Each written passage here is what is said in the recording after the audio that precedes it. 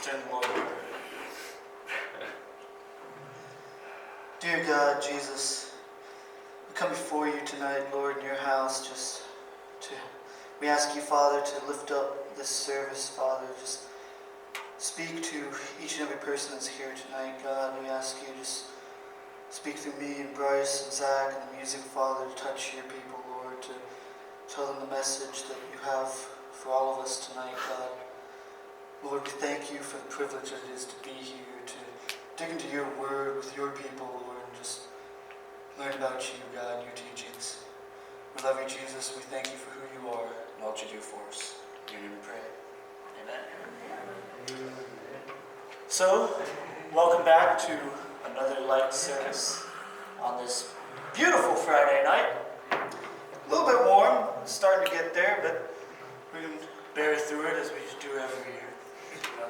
Anyway, tonight we are in Mark 12, right? Bryce? Yes. You made me question it earlier. Okay. No, it was 1 through 11, not 1 through 12. Okay, yeah. I wasn't sure if you were correcting her on the verse or the chapter. I thought it was in this. Alright, you made me second guess myself. Throw me off. So we're in Mark 12, verses 1 through 11. The parable of the bad tenants, or whatever word you want to supplement in for bad. And so I will do as I have been and tell you a contemporary version of this parable. So there's a man who built a ranch up, let's say, just for context, let's say in northern Arizona. Why not? Make it relevant.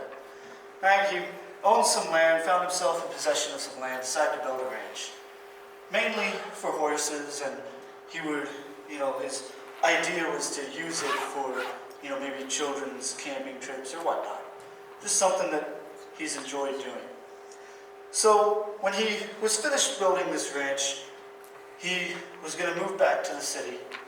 But before he did, he hired some helping hands to look after the ranch in his absence. Take care of it and make sure everything stays on the up and up.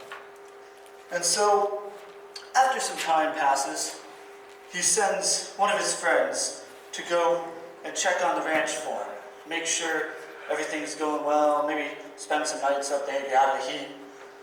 And so his friend goes up to the ranch, and the helping hands have turned him away. And they refuse to let him into the property. And so he goes back, and the owner tries again, sends another friend. The same thing happens. And it happens over and over again. They're consistently turned away and even threatened. And eventually, the owner decides, all right, I'm going to send my son. He'll get through them. All right, they recognize, he's got my name, they're going to understand. All right, I'm trying to get back to my property. So he sends his own son to go check out the ranch for him. And when he gets there, the helpers they begin to think to themselves, hey, this is the owner's son. It's been a while since the owner's been here. Maybe he's the new owner. And so they end up taking the son and they end up beating him and threatening him to take over, to give them the possession of the ranch. And so the owner then goes back to his property and he pursues to get his possession back. Because it was always his to begin with. And the helping hands end up being prosecuted to the fullest extent of the law.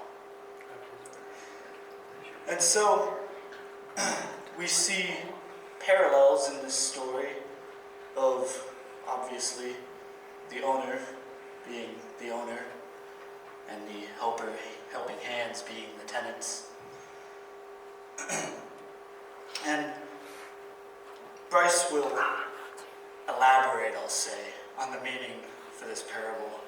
So it's pretty extensive, and I don't want to step on any toes. So let's bring the music back up.